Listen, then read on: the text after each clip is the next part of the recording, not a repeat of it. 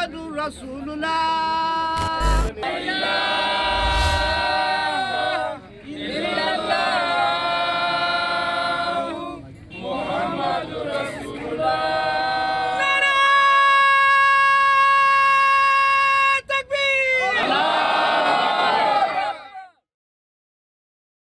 Tiga hadis yang membuktikan seorang nabi masih bisa datang selepas Rasulullah Shallallahu Alaihi Wasallam. Sebagaimana kita ketahui di dalam Al-Quran, Rasulullah dikatakan sebagai khatamun nabiyyin. Dan di dalam hadis, Rasulullah pernah bersabda, la nabiyya ba'di.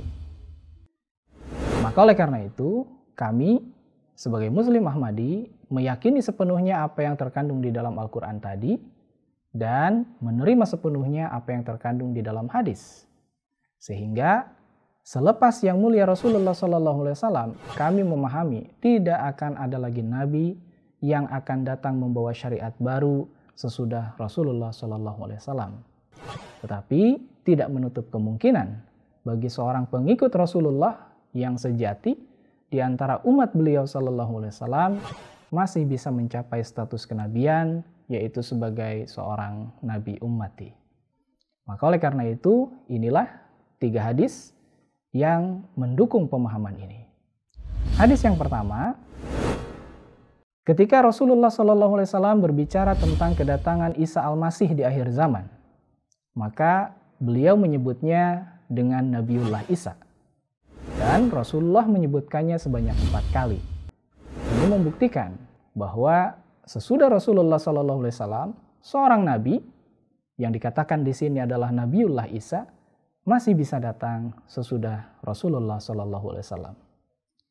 Hadis yang kedua, ketika putra Rasulullah SAW yaitu Ibrahim wafat, maka Rasulullah bersabda, jika ia hidup, maka ia akan menjadi seorang nabi. Perlu menjadi catatan kita bersama bahwa ayat Khatamun Nabiyyin diturunkan sebelum kewafatan Ibrahim, putra Nabi besar Muhammad SAW tadi. Dan oleh karena itu bisa saja sebetulnya Rasulullah mengatakan bahwa jika Ibrahim hidup, maka Ibrahim tidak akan menjadi seorang nabi karena aku adalah Khatamun Nabiyyin. Tetapi kenyataannya tidak demikian. Justru Rasulullah mengatakan jika ia hidup, maka ia akan menjadi seorang nabi.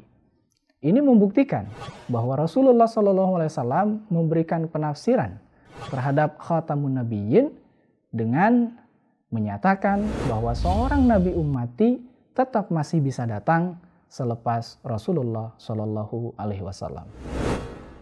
Hadis yang ketiga, Rasulullah SAW ketika beliau berbicara tentang khilafat di dalam Islam, maka beliau menyebutkan dengan yang pertama, setelah kenabian akan berdiri khilafat ala minhajin nubuwah, yaitu khilafat di atas kenabian.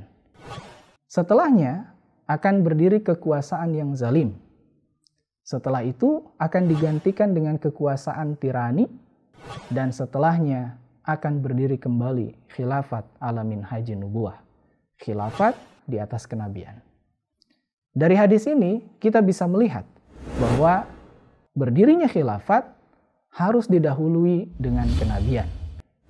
Maka oleh karena itu, kami meyakini bahwa sosok yang dijanjikan oleh Rasulullah SAW di akhir zaman, yang itu adalah berkedudukan sebagai seorang nabi, itu sudah datang dan selepas beliau, khilafat pun telah berdiri dan masih berlangsung hingga sekarang.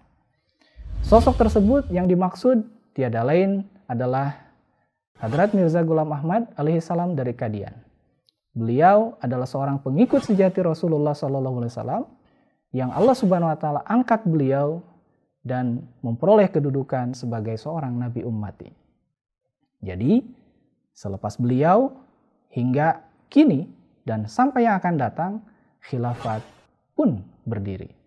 Jadi inilah 3 hadis yang membuktikan bahwa seorang nabi masih bisa datang sesudah Rasulullah Shallallahu Alaihi Wasallam.